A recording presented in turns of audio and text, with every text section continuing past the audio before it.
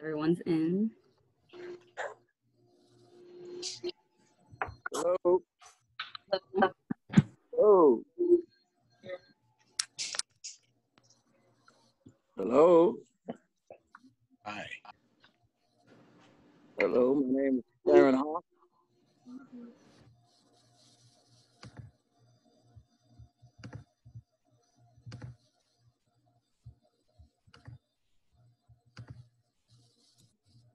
All right, we're gonna go ahead and get started. Can everyone hear me? I always ask that.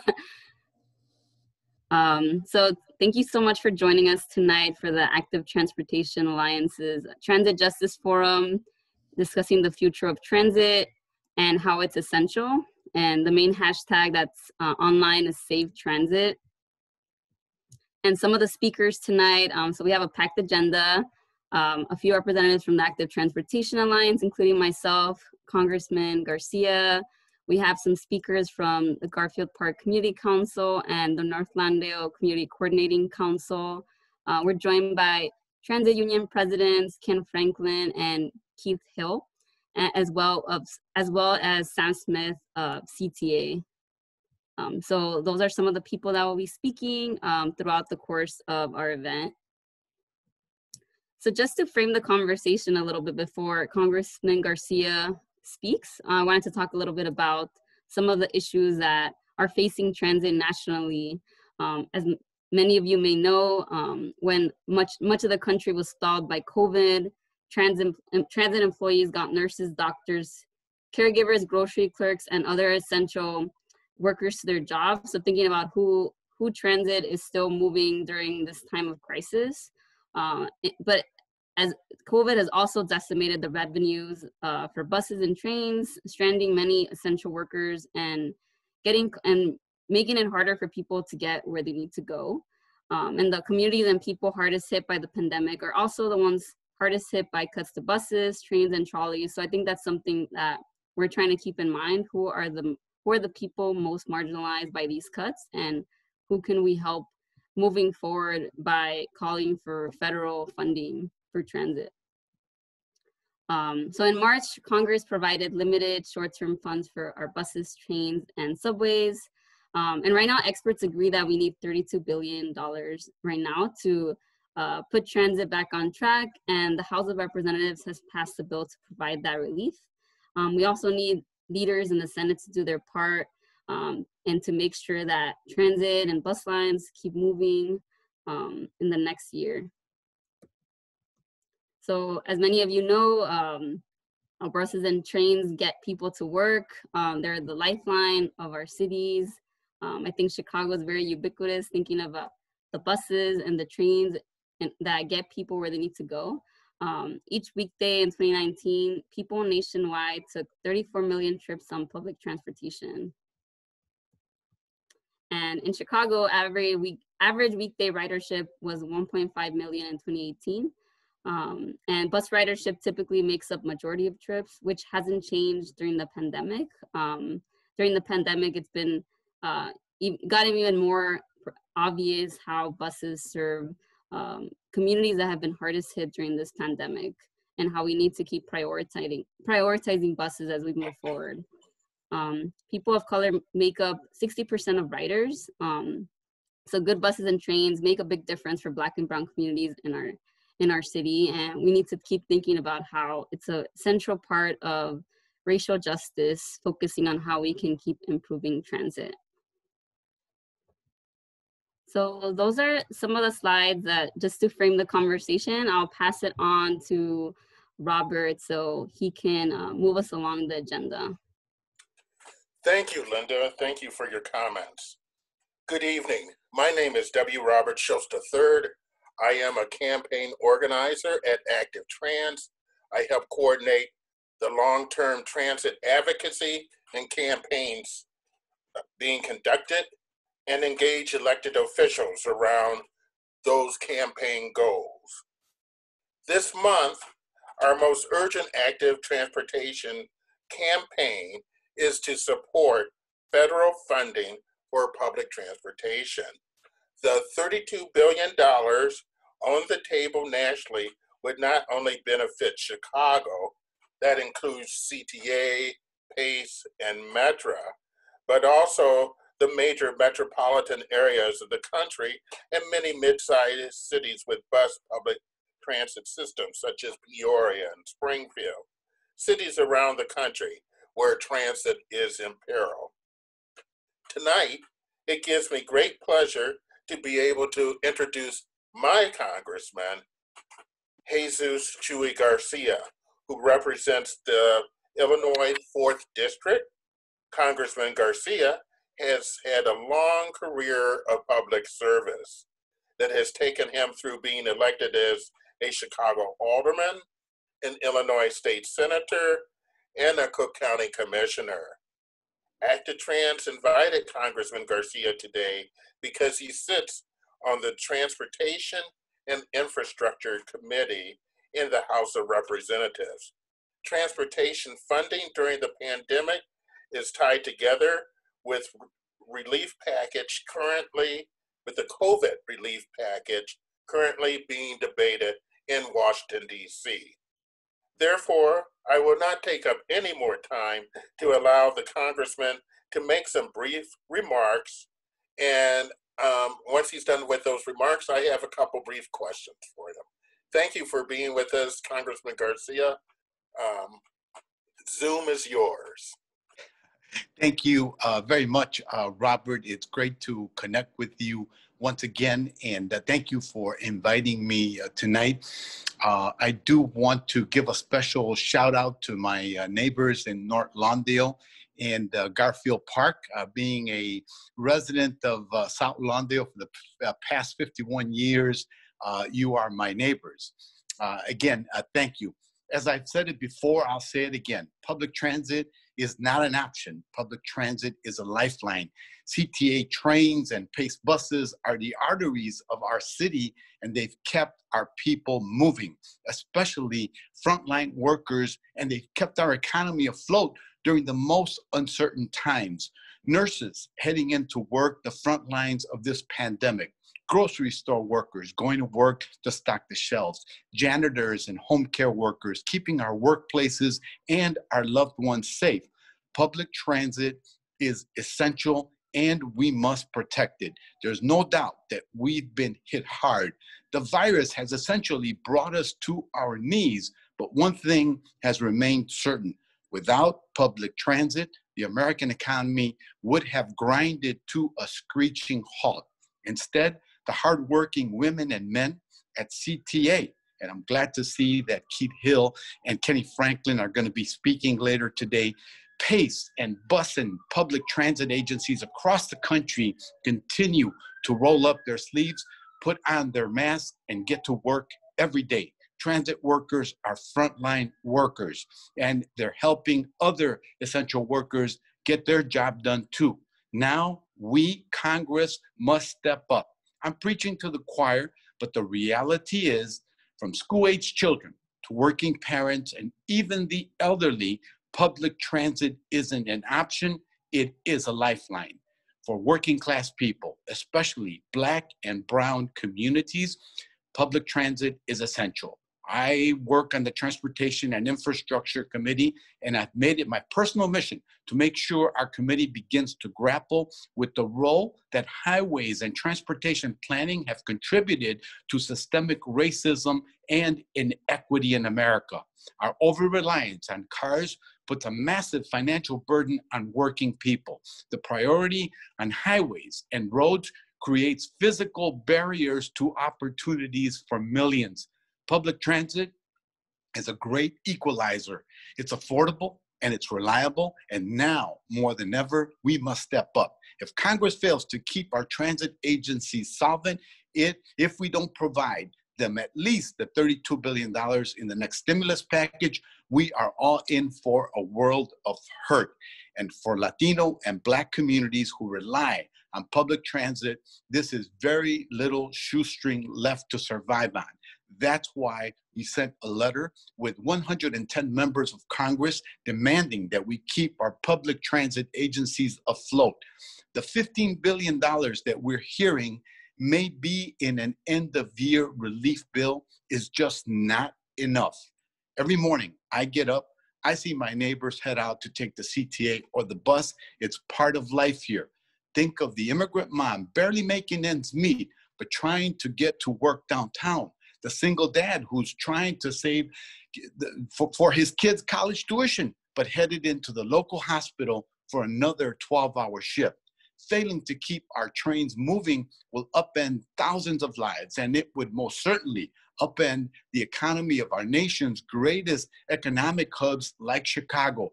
And that's why tomorrow I'm pushing the envelope further, because it's not just about saving transit. During COVID, yes, that's step one, but we need to think in the longer term. We need to question why transit has always been starved of federal investment. Tomorrow, I'm introducing a resolution with 33 members of Congress calling for equal funding in transit, equal to the amount highways get, because right now it's an 80-20% split. No wonder our transit agencies are starved. No wonder trips can sometimes be infrequent or delayed due to maintenance issues. They need resources.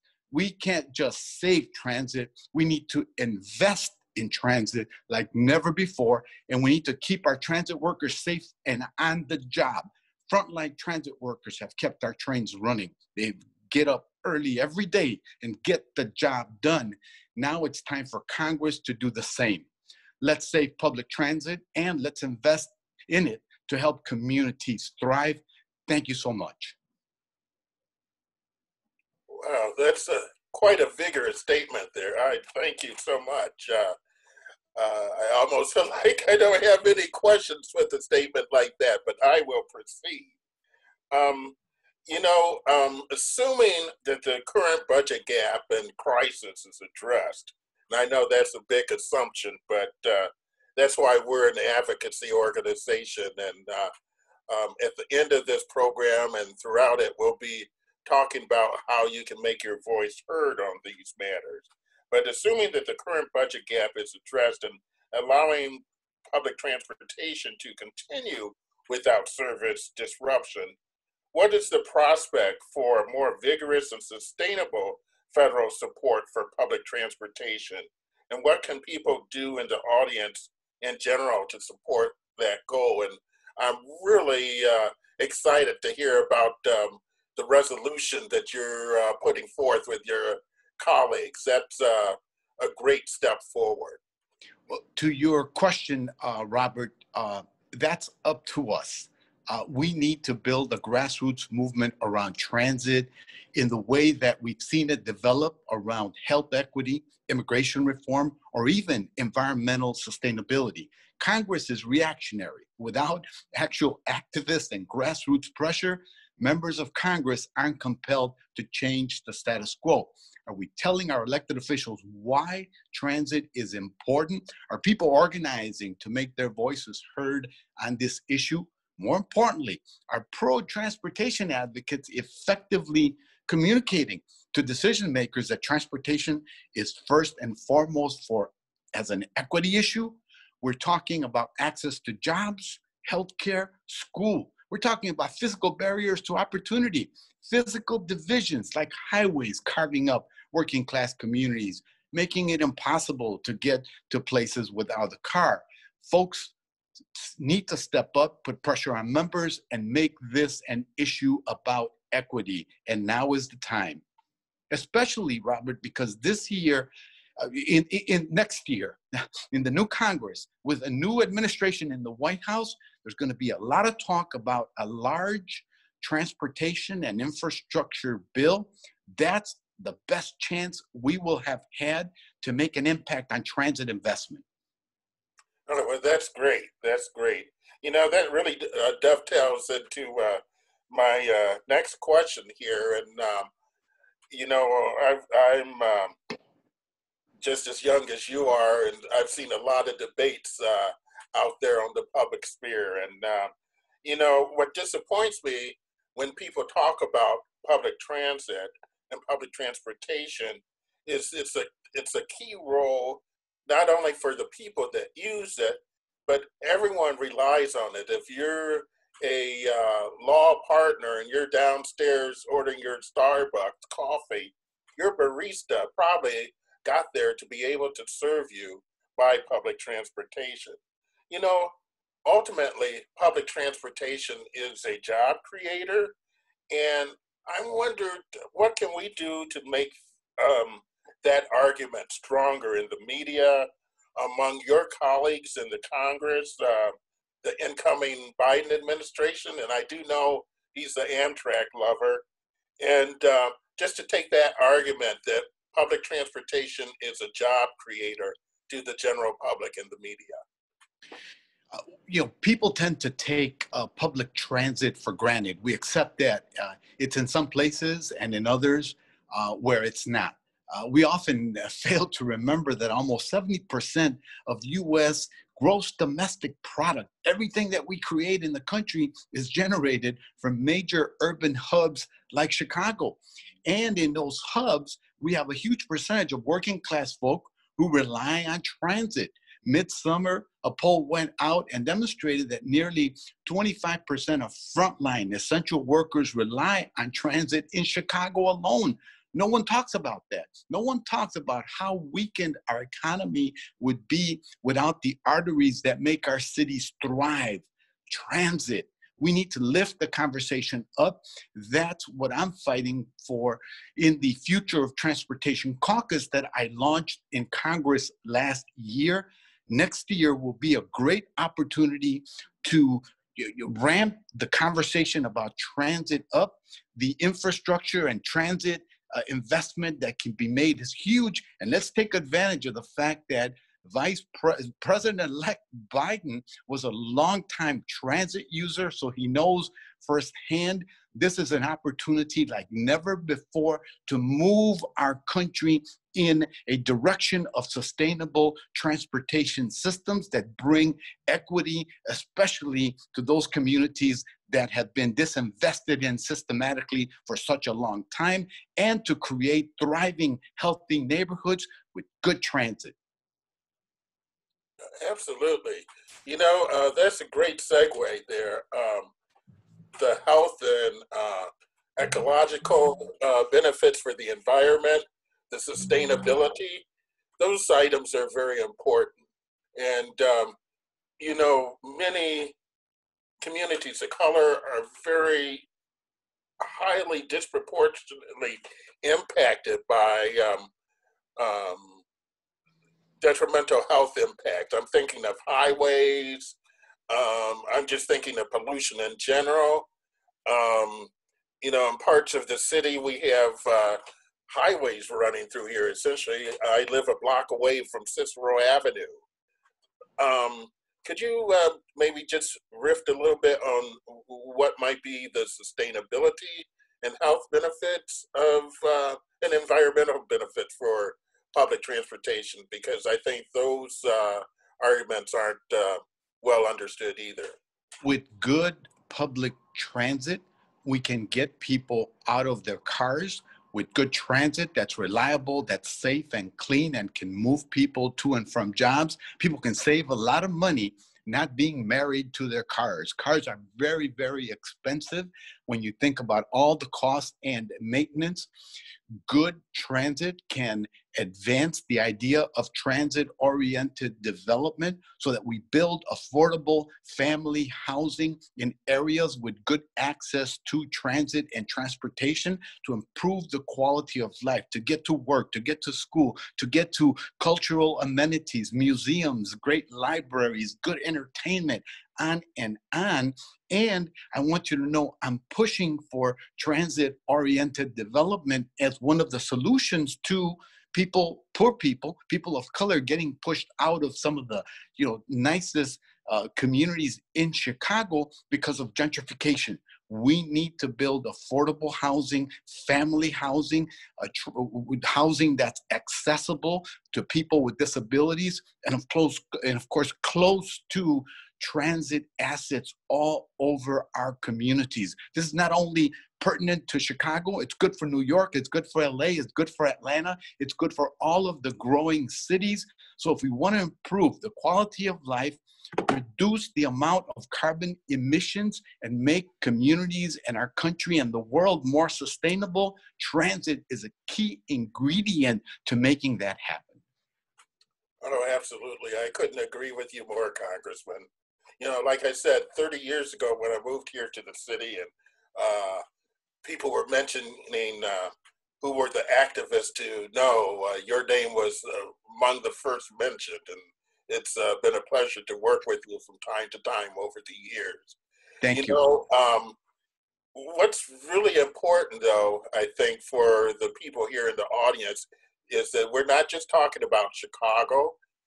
We're just not talking about CTA. We're not just talking about Peoria and Joliet.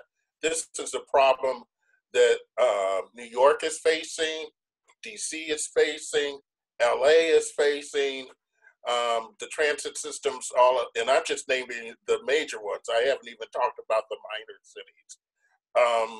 What can we do to finally, as a big effort, especially right now, as the sausage is being made, putting together the budget, what can we do right now to have the most impact? Contact your federal representatives, very important. Contacting your state legislators, the House and Senate members as well. Collaboration between the federal government and the states and municipal governments, including small suburban communities as well, is going to be critical. We are about to embark on a journey to transform how we move around as a country, nationally, in states, in cities, in suburban communities. And this is a part of making our country more sustainable, more equitable, to bring racial and ethnic equity to everywhere across the country. So this coming year will be a critical year to advance the cause of good mobility for everyone, especially with underlying equity values, to ensure that everyone is having those opportunities to better their quality of life. Well, thank you. This has been quite informative, and this discussion couldn't have come at a better time. Thanks to some great collaboration going on, we're going to be seeing the launch of an exciting project involving the Metro Electric and the Rock Island District Line coming on board with South Cook Fair Fares project. We'll be talking about that in the future, and we just really appreciate you spending some time with us today, Congressman. Thank you. Any final words before I turn the platform, the Zoom platform, back to Linda? Let's get ready to advocate like never before for transit. It opens up a world of opportunity and equity for all of our people. 2021 will be a great year of opportunity to set a new agenda for the entire nation and our communities. Well, thank you on the behalf of myself and my colleagues at Active Trans and everybody on this call. Thank you for your time today, Congressman Garcia. Thank you. Good evening. Good evening. Linda? Yes, thank you so much, Robert and Congressman Garcia. I think that was a really important segue into talking to community representatives who will be able to talk more about their experiences in their own homes and in communities and how they move around, and how that's also tied to the conversation around federal funding. And as we noted in the chat, if closed caption, and if you need them, if closed captions are not appearing to you, please look for the closed caption button on the bottom of the Zoom screen. And if you do not see the sign language interpreter, please look for ASL interpreter in the participant list and select pin video. And if you're still having trouble, just feel free to message Julia or myself, and we'll be able to help you So before I introduce some of the community representatives, I wanted to talk a little bit more about the transit justice principles, which a national coalition of groups put together recently. So I'll be walking through some of them to be able to frame some of our conversation. And I'll be sharing my screen. So these transit justice principles were developed by a national coalition, and they were kind of intended to provide a framework from which to view transit as essential, because when we say transit is essential, I think instinctively we know what that means, but I think kind of unraveling a little bit more, we're able to see a little bit more about what that actually means in practice, what that means for communities, and what that means for social justice in general. So the first one is equitable. We want a transportation system that centers equity, that sees it as a way to dismantle these racial inequities that exist in our communities, and can imagine a future for our Black and Brown communities, low-income people, that kind of helps them with social mobility. So that's the first one. The second was sustainable. We all know the dangers of climate change, and transit is a big part of shifting people from car dependence and centering environmental justice and sustainability in that future is going to be really important. The third one is affordable, which is the foundation of a report that Active Trans developed last year around transportation equity and how equity is tied to that. How do we make sure that transportation is affordable to people that need it, and that fair cost is not an impediment for anyone that needs to use transit to get around. And economically productive, which I think was mentioned earlier, considering how transit is a big part of creating economic sustainability and creating vibrant communities, and really centering how transit can be a really big part of that vision for our communities: access to jobs, good jobs, and access to different places where people are able to invest, and just considering how that's a big part of the future of transit as well. And the last one is safe and accessible. So I think that's kind of a broad understanding of, I think, safety. We all have a different understanding of what safety means. But really thinking how transit goes beyond just getting people places. It's also about how people interact with the system, how they feel going on a train, how they feel traveling somewhere, how that also coexists with where people live. For example, if you live in a community where there might be really dark streets, how walking to the train station or waiting at a bus stop, how safety can be a really big part of how you interact with transit. And in addition to policing in Black and Brown communities, and how that also might play a role in how people feel safe or not in using transportation. So any sort of social justice,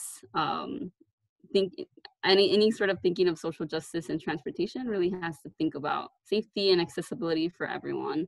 And I can go on, I think, but hopefully that's a little bit of a foundation for how we can think about as transportation as essential and also a key part of racial justice. So I'll stop sharing my screen and I'll introduce our first community representative. Just to start off, I'll be introducing our community group, and also who will be speaking from the community group. So Garfield Park will be our first featured community and representative. So Garfield Park Community Council is a community building organization made up of dedicated residents and allies working together to develop leaders and create opportunities and programs that build a vital Garfield Park community. GPCC serves both East and West Garfield Park, primarily and historically African American communities, with a combined population of 38,000 residents. And our speaker tonight from Garfield Park is Jason S. Ferguson. Jason works at Jesse Brown Veterans Affairs Hospital and is also a of the U.S. Armed Forces. He has been a resident of Chicago's West Side, Garfield Park neighborhood for the past 40 years. Jason has been the lead organizer working on the Pulaski and Madison walkability assessment this year with the Garfield Park Community Council and Lurie Children's Hospital of Chicago. So thank you so much, Jason, for joining us tonight. Thank you for having me, Linda, as well as thank the Congressman for making time in his schedule. Garfield Park Community Council, I've been working with them for the last 4 years or so. Our concerns that we have in Garfield Park consist of the essential workers. Garfield Park are the essential workers of Chicago, Illinois. So we need the reliable transportation, and during the pandemic, it somewhat exposed how so many streets got shut down, even those essential workers had problems getting home. I'm an essential worker myself by working at Jesse Brown. So in some days, we didn't have ways to get home from work. So having reliable transportation that your essential workers are going to get to and from work and get there safe. We also need to address some of the dangers of the streets like Madison and Pulaski, as well as the amount of accidents that have been taking place there during the walkability assessment. We noticed over 2,000 accidents, and 35% of those accidents were serious injuries. As well as Pulaski Avenue, we also had 2,000 accidents in that same 5-year period, and 25% of those occurred serious pedestrian accidents. And CTA, fare relief, we need some type of fare relief to make it accessible for a lot of the low income. With the pandemic, a lot of people haven't been getting to work, and transportation is a viable part of people getting to and from work. I've had to ride the Green Line as well as the Blue Line throughout my travels throughout the city, from the west side to the south side of Chicago. And sometimes the safety on transportation are sometimes an issue. So I think investment in some type of security to make you feel more safe traveling. We've seen the numerous accidents or crimes that are committed on CTA. So I think those are some of the areas in the Garfield Park area that needs to be focused on. And some buses, a lot of bus lines have been taken away from the west side. Lake Street, as for instance, used to have a bus run down Lake Street to make up for some of the stops that don't take place. At the conservatory, we have a L that was put there for out of community people to come to go to the conservatory, but the people within the community struggle to have access to get in and out to work. But we would make a specific stop for outsiders from the people community come into Garfield Park to go to conservatory. So I think we should be focusing on funds to get people to and fro doing public transportation at a limited access. And we don't want to cut jobs for transit workers, because transit workers are the important aspect to get essential workers to and from. So we don't need no layoffs for the transit workers, and we need more jobs created for transit workers so we can keep the transit system up and going. And Garfield Park is not a big up and coming wealthy neighborhood. So we need all the support, we need all the funding that we can possibly come, so we can get a leg up, and the children within our community can be able to do things. That's why I run a track program. So my way of trying to give it back is letting the kids know that what they can do through hard work and dedicating themselves to a sport such as track and field, and which creates other different characteristics within becoming a young man or young woman. So my way of giving back is staying involved and staying engaged with the youth in the community to try to provide for them a better way. And it's just showing that hard work is going to be what gets you to the next step. So that's about all I have to add for introductory as far as the concern of the Garfield Park Community Council and the people in the Garfield Park area. Great. Thank you so much, Jason. That's really helpful. I think we can talk broadly about transit and why it's important. And but I think it's really important to also pair that with community perspectives and like, what are people experiencing in their own communities? How does transit need to improve so it could serve people there? So I really appreciate you taking the time. And There will be time later on in the program for anyone that might have different questions for different speakers. So Jason, we'll see if you have some questions later on in the program.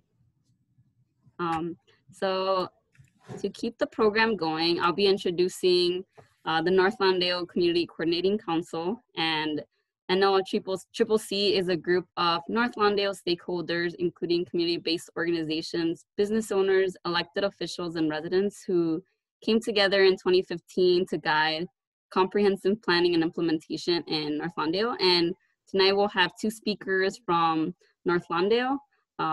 Rochelle Jackson is our first speaker, and Rochelle was born and raised and still lives in North Lawndale. She has spent the last 30 years at the Juvenile Protective Association.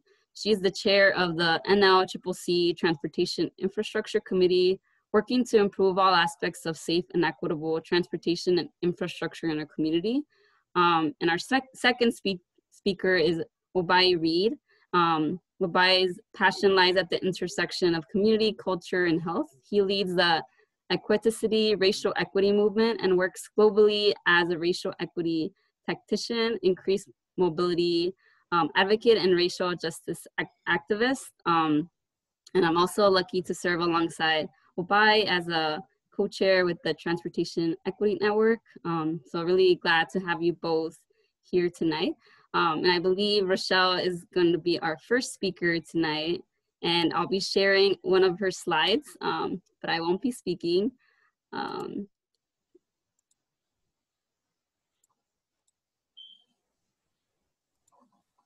right, Rochelle, can you see your slide? I see it. Great. Okay. Thank you for having me. Again, my name is Rochelle Jackson. I am honored to be here speaking in front of everyone, and thank you, Congressman Garcia, for attending this session.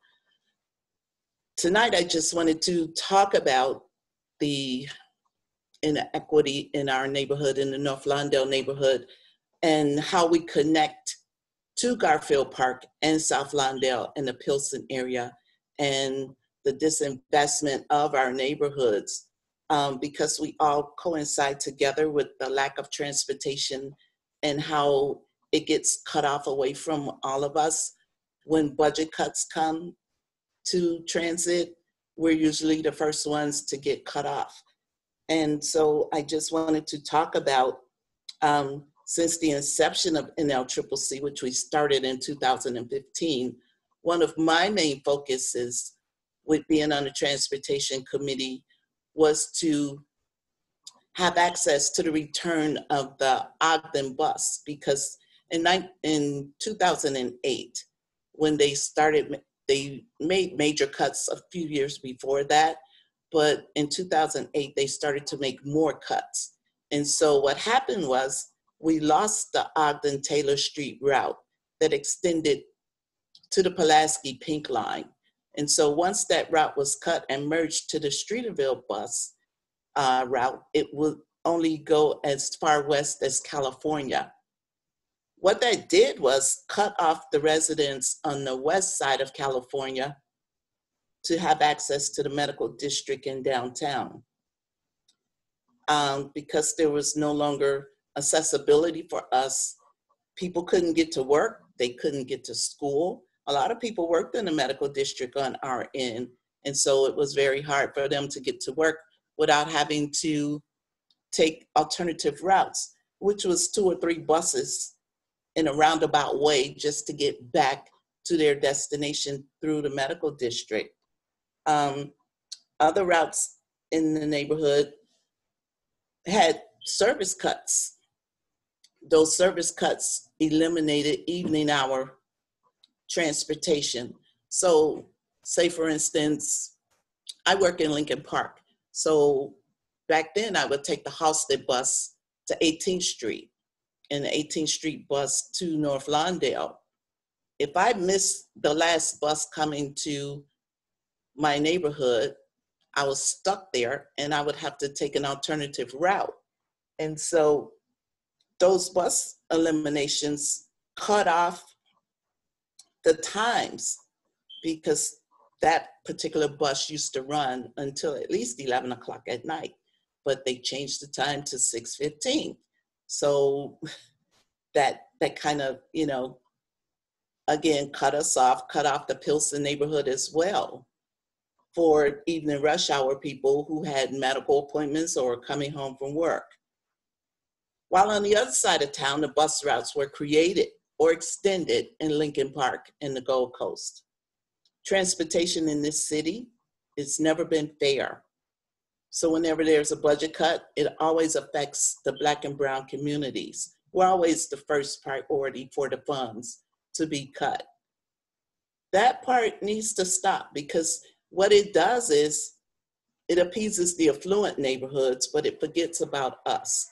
And that shouldn't, it just shouldn't continue to happen. As it stands now, we did get the extension of the 157 Streeterville bus back to the North Lawndale neighborhood, so it does now come to the Pulaski Pink Line. But CTA only agreed to a six-month pilot program to reinstate that bus route and to reevaluate the extension just to see how long people would use it. It was supposed to start in April, but because of COVID, it didn't start until June. The troubling part with this whole thing is because of the pandemic, it's kept the ridership low, not only for this bus route, but for all of the bus routes in the city of Chicago. To me, how I feel what may happen is we'll lose that bus route again. There will be other bus routes that we're gonna lose because of funding. It's always gonna be an issue, but it will always start with us first. And we want to make that go away. Why can't we all have the same equal opportunity for transit in the city of Chicago? We're affected the most because we are the most essential workers. We don't want to lose this route. We want to fight to get the bus routes that we need in our neighborhood to stay where they are, to improve it. Because this not only hurts residents, but it hurts people who work in our neighborhood. And it especially hurts the seniors and people with disabilities. We can't afford to continue to have people traveling in a roundabout way. It affects, when you have to go out of your way to do stuff, it puts more pressure on you. It affects your quality of life. There are people that can't walk far because of their disabilities.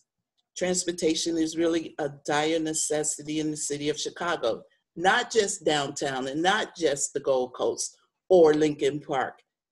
We're in the heart of the city. We need that transportation too. We need the federal government to step up, improve our transportation and infrastructure, and stop the cuts.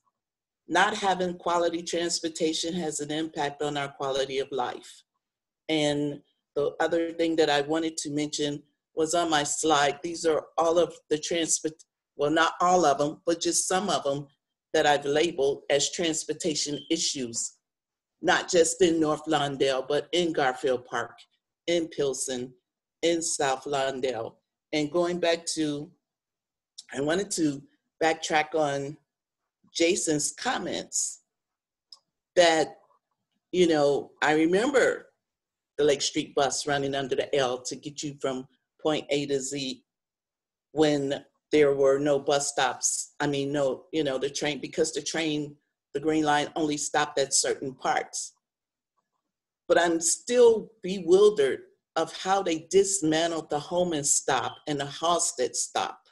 And they created a stop at Central Park, and they created a stop at Morgan Avenue or Morgan Street. That cut the Black and brown community off from getting to the conservatory. What about us? We want to see the conservatory too. But they could have left the stop at Holman that has a connection to a bus. They could have left the stop at Halsted that has a connection to the bus. If you don't have transit bus connections, That's a long walk, 4 to 6 blocks to the destination you have to get to. That's not safe for people. And with the infrastructure being the way it is, dimly lit stops, there are no safety bus shelters. I mean, those are huge problems for our communities. We want to be safe too. We deserve to be safe. I think that's all I have to say. Thank you. Thank you so much, Rochelle. And now I'll turn it over to Obai. Thank you, Linda. Thank you, everyone. It's a pleasure to be here with you all. My name is Obai Olatunji Obai Reed. I lead the Equiticity Racial Equity Movement, operationalizing racial equities in Chicago and cities across the country. We also work on justice frameworks in the context of transportation, that is mobility justice. I'm honored to be a co-chair with Linda and Jackie Grimshaw for the Transportation Equity Network. I'm a new member of Rochelle's Transportation Committee at the North Lawndale Community Coordinating Council. And I'm also a new member, a new resident of North Lawndale. So I want to talk a little bit about the challenges we face with transit in the context of racial equity. So Equiticity, we execute our mobility justice in Chicago research. And I just want to read a little bit about what, read some of what our research team wrote. Low to moderate income communities of color across the United States are the most inequitably, disproportionately, and adversely impacted by violence, healthcare disparities, unemployment, poverty, over-policing, and lack of mobility. After many decades of segregation and disinvestment, these factors, along with a stark lack of equity in the distribution of resources, have undermined the development of more livable neighborhoods and cities for people of color. Transportation is essential for connecting people to jobs, healthcare, schools, social life, civic engagement. However, extensive research shows that people of color and low to moderate income residents receive fewer benefits and experience a greater proportion of harms from transportation than other groups. A couple of data points. Commute times are 3 to 7 minutes longer on average for people of color. An annual time difference of up to 1 additional work week compared to whites, both in Chicago and nationally. Incidence of asthma is up 50% higher for children living within 250 feet of highways, which are disproportionately located in neighborhoods with significant concentrations of poverty and people of color. The story I'm telling you all now was pre-COVID. The inequities and the injustices have only been exacerbated for Black and brown people in Chicago and across the country. This is about racial equity. And we should be clear about what racial equity is. Racial equity is the fair, just distribution of resources, explicitly targeting and prioritizing Black, brown, and indigenous people as the marginalized racial groups who have the greatest needs due to being systematically disenfranchised, and using these resources to address both historical and contemporary injustices and their consequential burdens. And we must use a strategy around racial equity to remove racialized inequities, improve life outcomes for marginalized racial groups, and dismantle structural racism. We're not simply asking to make transit in Chicago whole again. We're asking that transit in Chicago be racially equitable. We're demanding that we dismantle structural racism within the transportation sector in our region. That's the work that we should be doing. It's not all about the moment we're in right now, which is much worse than it was prior to COVID.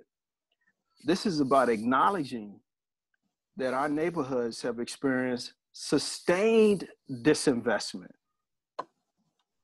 Our neighborhoods for generations have experienced the harms of transportation and transit inequities. And while we heal a transit deficit in our region, let's go beyond that. Let's ensure that transit in our region is targeting and prioritizing those who need transit the most. In Chicago, in this region, that is Black and brown people. That is low to moderate income people. I want to just briefly touch on some of the strategies that'll help us get there. One is a fair, just distribution of resources, where the resources are targeted to people who need them the most.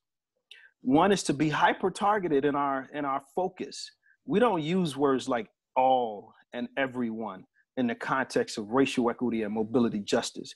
We are clear about where the resources need to flow to the people who are experiencing the most inequities and injustices.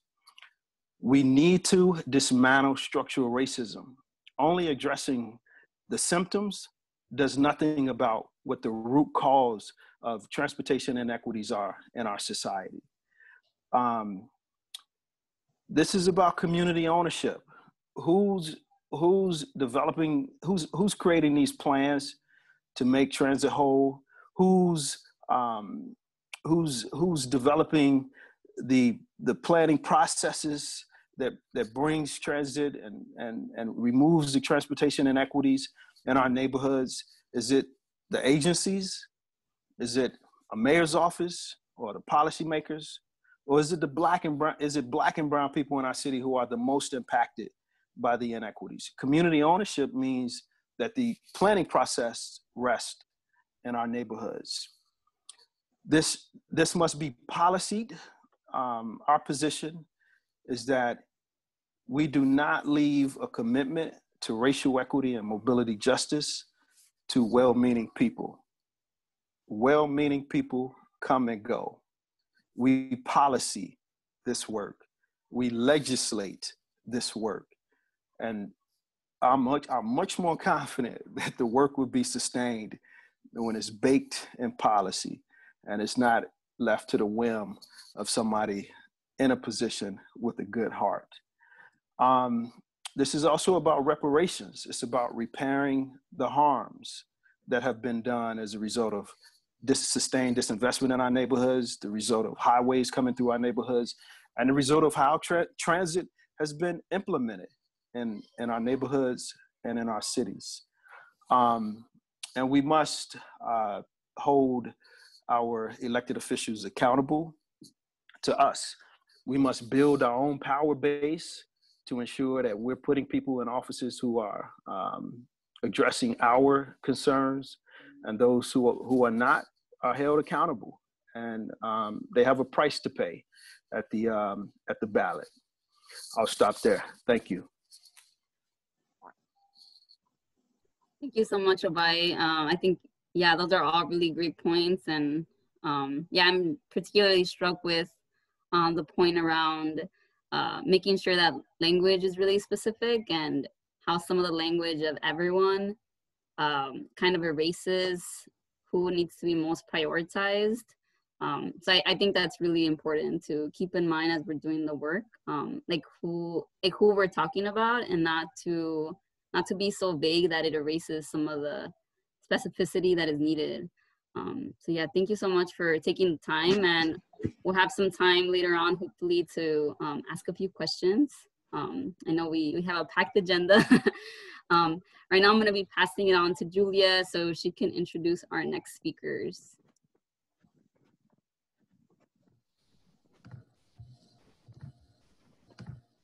Thanks so much, Linda, and for all of our speakers so far, for everyone joining this evening. It's my pleasure, privilege, and honor to be introducing our next speakers. We're really lucky to have Presidents Ken Franklin and Keith Hill of local ATU 308 and ATU 241, our rail and bus operator unions. Presidents Franklin and Hill represent thousands of hardworking transit operators who keep Chicagoans moving through the best and worst of times. Our city would not work without them, and they have been on the front lines of the COVID-19 crisis. They're here to share the operator perspective and what federal funding means to them and their members. So first up, I'd like to welcome President Franklin. All right, let me find you here, President. Here you are. Good evening to all. Julia, Susan, Active Transportation Alliance, Linda, and all the speakers and participants on this Zoom meeting. I got goosebumps because what I see now is dots have been connected to fight for federal funding. I mean, I am literally listening to everyone, and like I said, I have goosebumps about what has been put together. This is a perfect time. We have a new president who is heavily supportive of transit funding, and hopefully with hard work, like Obi stated, policy and legislating language will help us get to where we need to get to. Everyone so far has, they've hit the nail on the head. I don't want to repeat anything that they've said other than the 32 billion that's needed. And I want everyone to, I want to echo and highlight racism at the Chicago Transit Authority. And that is facilitated through work schedules. We have operators that work 12-hour shifts and they are not paid for the 12 hours that they're out here. And that is very demanding, very stressful on an operator's day. If you add an hour or 2 hours on of traveling with that long work schedule. So that's a contractual fight we have to get rid of these kind of runs that I consider to be racist. And I seriously encourage everyone to think about the reinvestment also in the workforce. Healthcare and medical needs of operators who run trains and buses all day is very important. So if I'm going to leave you with anything, it's going to be to also make a note to think about the workforce, the thousands of men and women that operate the trains and buses. And I'm glad we have Chuy Garcia, my good friend, on this. And I'm looking forward to him doing good work. And again, racism exists internally through policy. And I'm just excited about this group and dots being connected to achieve a goal that will benefit the city of Chicago and all of the businesses that benefit the schools, the hospitals. Transportation is highly important. We all know that. And I'm glad the dots are connected. Great work, Julia. Great work, Susan. I love you and look forward to making some phenomenal things happen next year. Thank you.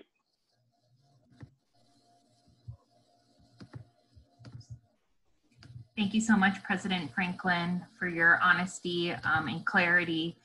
We're so grateful for your partnership, for the thousands of members going to work every day. Next up, we're so grateful to also have President Keith Hill of ATU 241, the bus operators for CTA and PACE. Over to you, Keith. Oh, and you are muted. There you go. Good evening, everyone. First, I want to thank Active Transit, Linda, Susan, Julia. Hearing what I heard from Representative Garcia, Ms. Jackson, Brother Jason, Ms. Jackson and Jason, I really want to work with you guys on some things. I'm not gonna be redundant, but this whole session so far has given me goosebumps. We're focusing on a federal stimulus package to help transit.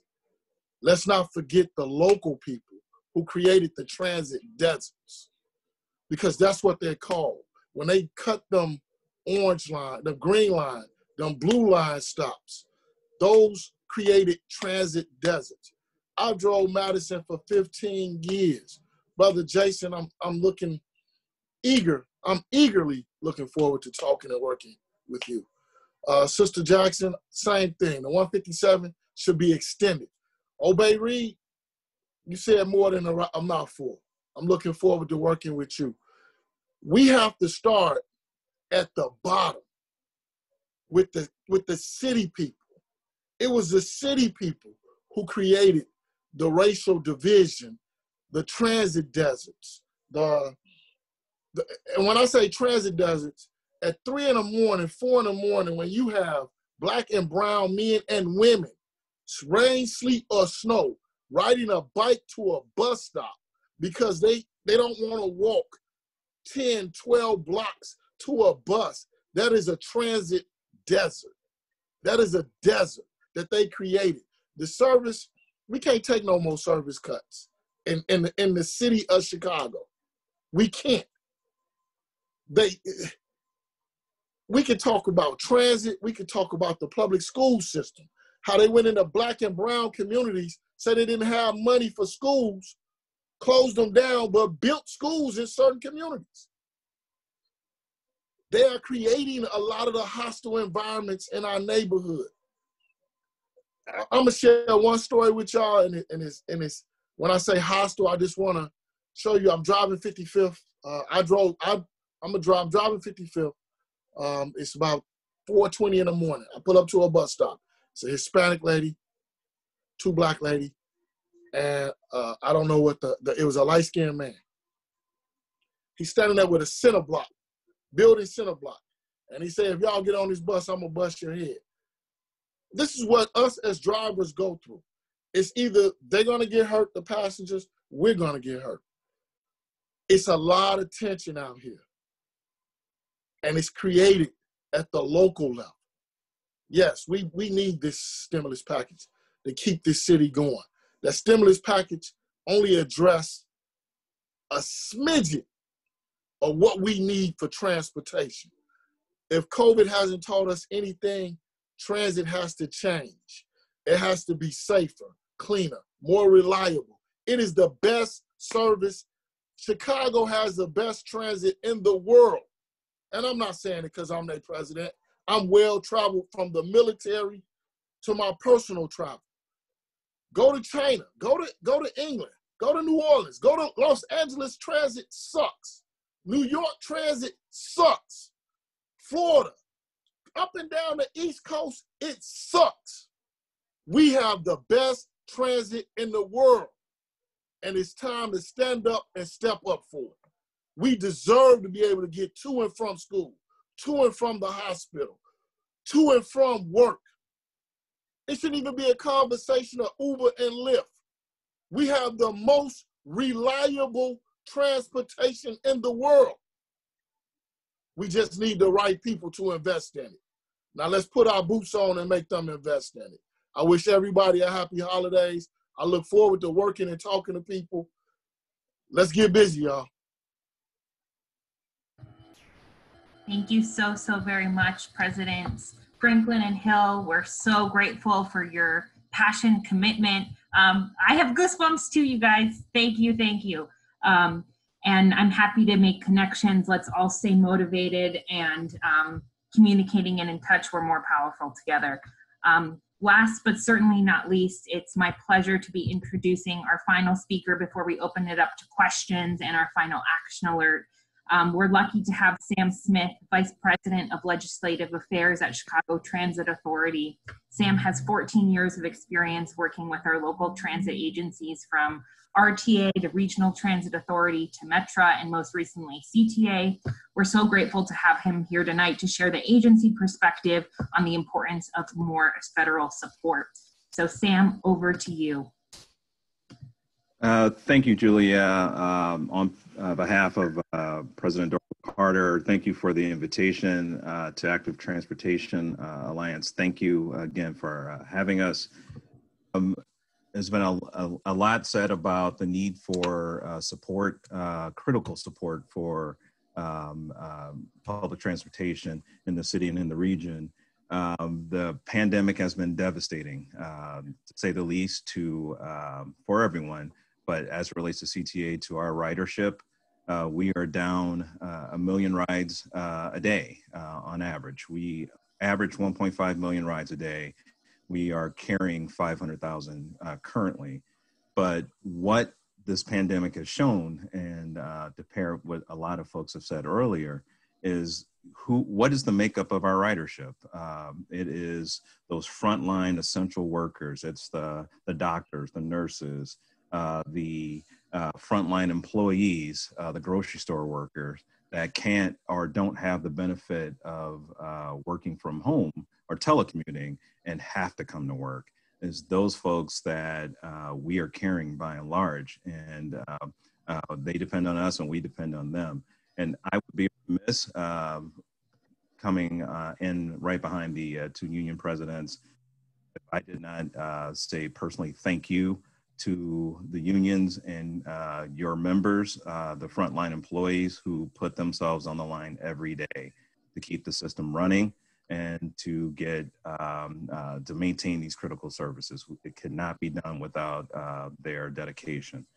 Federal funding, like I said, is absolutely critical to maintaining the services that we have. Unfortunately, from the effect that the pandemic has had on state and city budgets, from a subsidy standpoint, we are at razor's edge, essentially.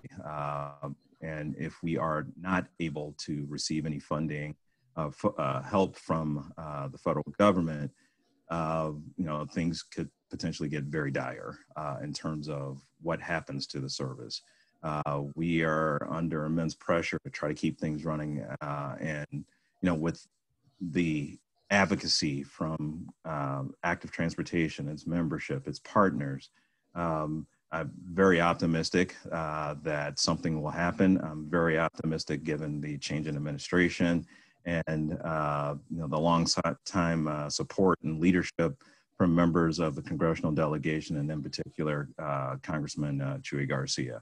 So with that, thank you again for your longtime advocacy. We need your help, and I thank you. Thank you so much, Mr. Smith, for joining us and being here. And I'm going to, we really appreciate your comments and the partnership of CTA and all of this really important work. And now I'm going to hand it back to Linda to facilitate some questions for any of our panelists.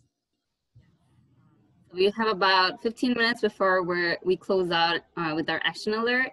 Wanted to open it up for anyone that might have questions. I think the easiest way to do this is putting in the chat box if you have a question.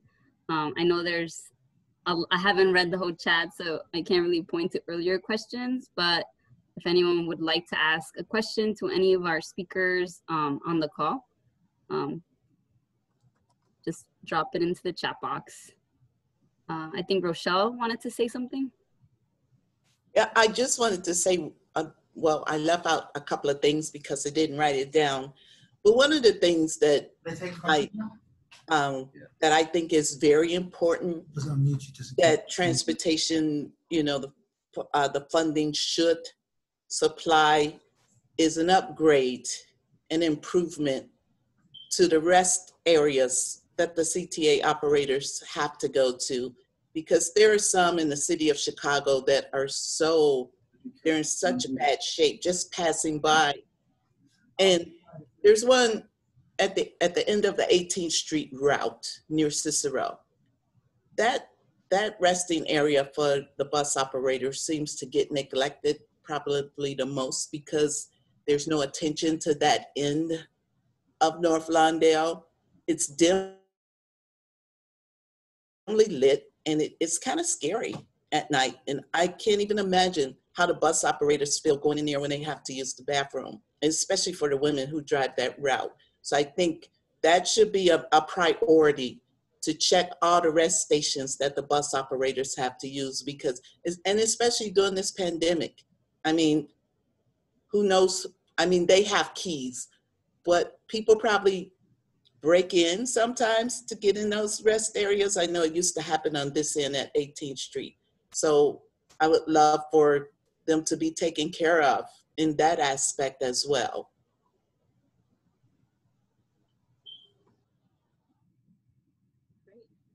Jason, did you have something to add? I noticed you unmuted. Yes, well, I just want to thank you for having me, and for those gentlemen that are interested in working with me, I'd be interested in working with anyone in the community as far as bettering the community. So look forward to meeting you guys in the future. Thank you so much, Jason. We had a few questions in the chat box, so I'll just bring up the first few. Can someone talk about service changes, disruptions they've noticed since COVID, concerns that certain lines or modes of transportation will be prioritized over others if there is no federal funding?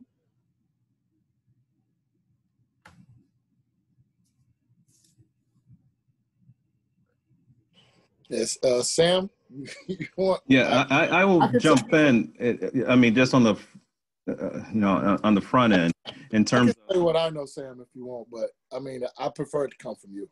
No. I mean, I'll tell you what I know, in terms of what our commitment has been to, maintaining service, especially in the wake of the CARES Act funding that we received, that, our goal has been all along to maintain as much service, current service as possible.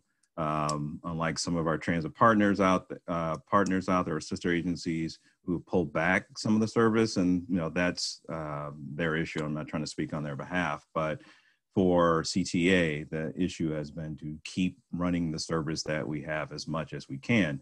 One reason is part of the CARES Act, or one of the goals of the CARES Act was to keep everyone employed, frankly, to not lay folks off. And we certainly were not going to take this money and then turn around and try to protect the budget and do some, layoffs or what have you. Our goal is to keep everybody employed, keep everybody working, and keep the trains and buses running. Another byproduct of that strategy was for safety reasons, in the sense of folks being able to spread out and socially distance and still ride the system. If we were to cut service and reduce frequency, what have you, it would just naturally be less safe, because folks will have to be crowded in closer together. So that has been the goal overall.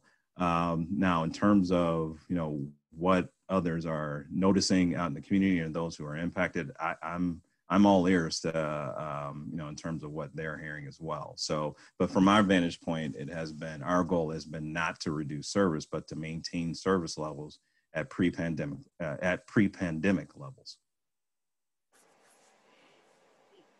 And Ken, I saw Ken had a question in the chat box. Did you want to ask it? Yes, my question is to Sam. First off, Sam, thank you for being a part of this and acknowledging the members who, for the most part, have come to work every day during the pandemic.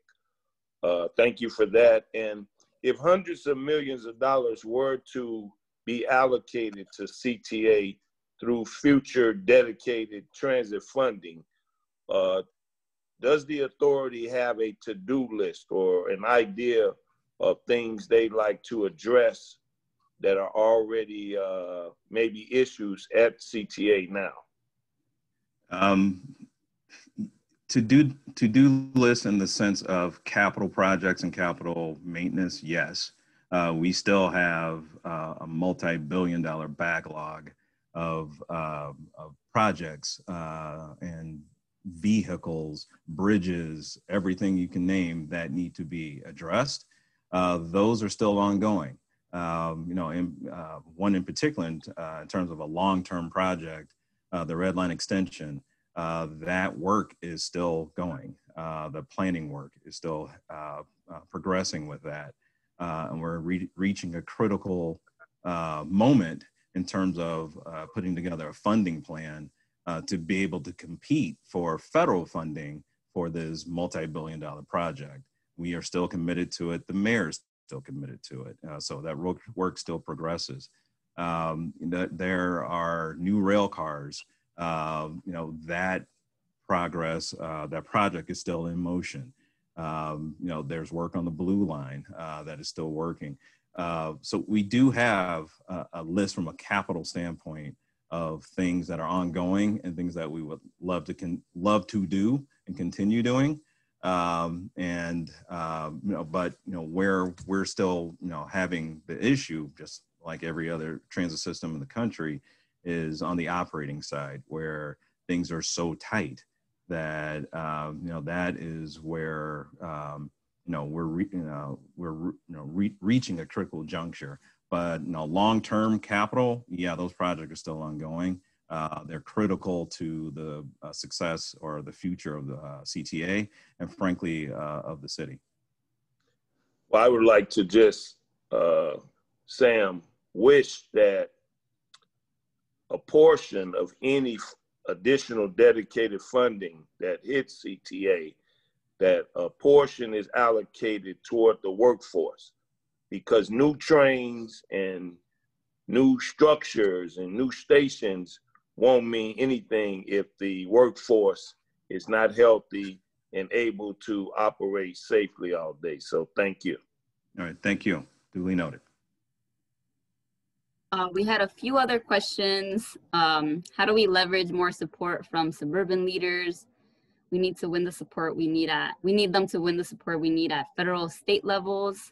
I don't know if anyone wanted to address that question.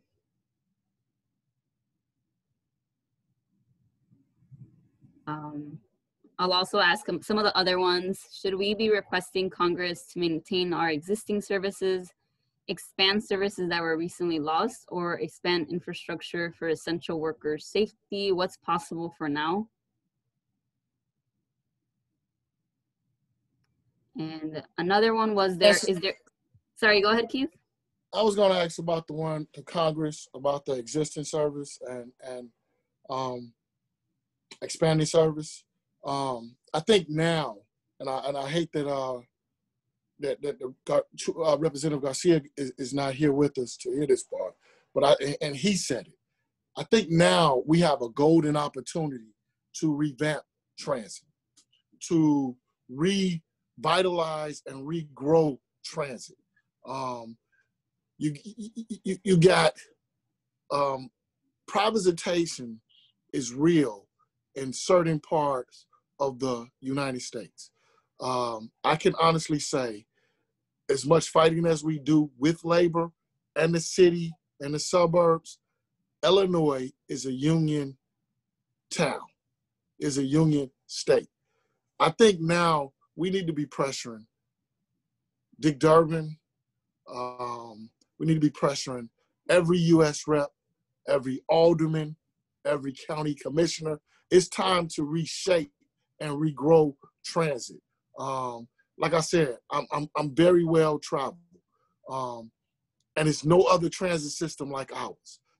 I would love to have the trolley cars back for the downtown, for the scenic, but skip all that. Give me a bus to take me to the jobs out in River Oaks. Give me a bus or a train line that goes to Schaumburg. Give me a train line that goes past Midway and over to maybe Chicago Ridge. We have to make this city, this county, more accessible for everybody. So now I think is a golden opportunity to reshape transit to what we need. You know, I'm not gonna take too much time, but it's difficult to see that person trying to get to the hospital and they have to leave 2-3 hours before. They have to leave at 5 to get to an 8 o'clock appointment. And they coming from 130th and they gotta go all the way to Northwestern. That's not what transit's supposed to be about. It's supposed to be reliable, open, quick, easy access. And one thing, I don't know who said it, but we also got to get back to making it fair and affordable. You know, I'm not saying $2.50 is not affordable, but I think if we could change the structure and lower that a little bit more, maybe bring the transfer, get out of this venture card stuff. Sometimes technology can be good. Mm-hmm. Sometimes technology kills us. And I think and when it comes to transportation, and I argue with CTA about this all the time, people move this city, not numbers. They rely on numbers. I look at the people. You know, like post-COVID, we moved 1.6 million people a day. The buses moved 1.2 of that. And I remind CTA, those people ain't walking to the trains. They catching a bus. So you have to invest in these communities. Somebody talked about the Lake Street. Yeah. I was the last person. When I first started, I worked one pick on Lake Street, and I don't want to go through that nightmare no more. Because the poles, the buses are not built, they too big now to go down Lake Street. But it's other alternatives. Why not bring the Washington Express back? Yeah.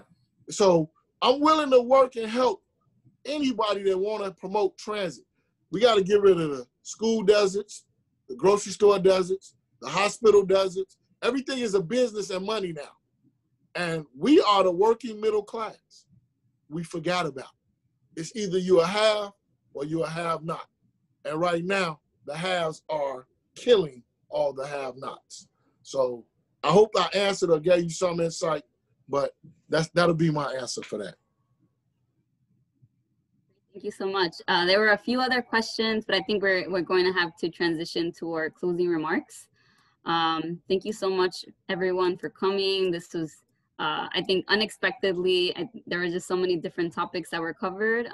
Just based on just the breadth of speakers tonight, I'd like to thank Congressman Garcia, the Garfield Park Community Council, and their speaker, Jason Ferguson, the North Lawndale Community Coordinating Council, and their speakers, Rochelle Jackson and Obayu Reed. The Transit Union presidents, Ken Franklin and Keith Hill, which added, I think, like voices that don't typically get heard on these spaces. And Sam Smith from CTA. I think this was a really well-rounded conversation, and I think it seems like there's a lot of energy to do more. So we'll definitely be providing ways to do that. Just to plug one other event before I go into our action alert, I think mobility justice was mentioned a couple times tonight, and if anyone's familiar with the Tokening, who developed the principles of mobility justice, that's one framework that people could look at. And tomorrow there's going to be an event, tomorrow morning at 11, talking about the translated principles into Spanish. So I'll be serving on a panel. It's going to be completely in Spanish, so it might be a little difficult if you are not a Spanish speaker, but I'll drop that event into the chat box in case anyone's interested. It's a Twitter link, so you can follow it to register. And I'll be sharing my screen so you all could take action. 1 second.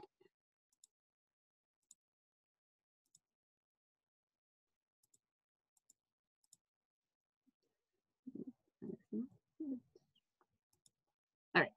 So as everyone heard tonight, there's really important. There's a really dire need for more federal funding, and this is the action alert on the Active Trans website.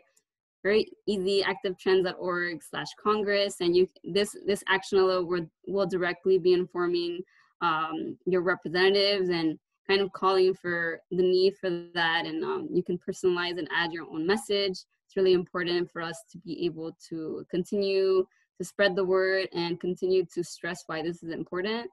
As many of the speakers tonight emphasize, it's a national issue, but there's really local impacts. And there's really big implications for what our city might look like in the future in terms of transit. So this is one way to continue to spread the word. And I'll let Julia share something else regarding the action alert.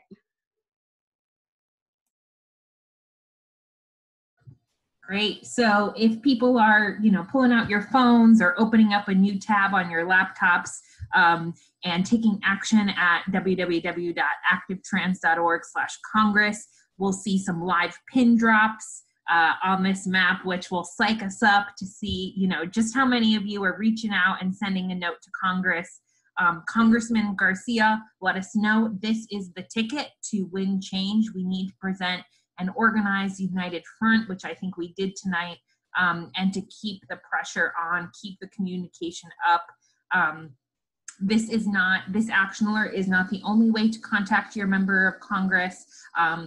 At Active Trans, we love supporting folks in reaching out to their members of Congress for sit-down meetings. And so we hope that you'll reach out to us if you're interested in organizing more of a one-on-one conversation. There were so many connections made tonight. We hope that you'll follow up with us. Email info@activetrans.org, or any of our emails are typically just our first name @activetrans.org. So please be in touch. And so reminders, there's the amazing untokening event tomorrow in Spanish on mobility justice. And then next Tuesday evening, we'll be having another town hall with State Senator Maddie Hunter, State Representative Delia Ramirez, Ruth Rosas of Clock, and Jan Deckenbach of Hyde Park Kenwood Interfaith Council and Food Pantry. So we'll be talking about the intersections of food access and transit. So thank you so much for being here. Let's see some more pins drop before we close out. Linda. Very exciting pin dropping happening.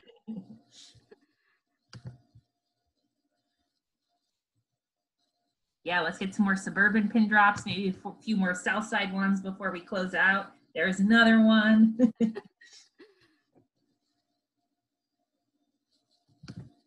We need some action music with this action alert. Next time we'll have a soundtrack. DVD.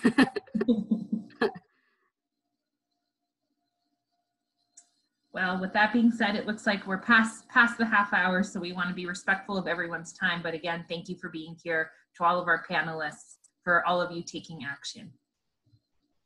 Thank you so much, everyone, for joining us tonight. Thank you. Meeting.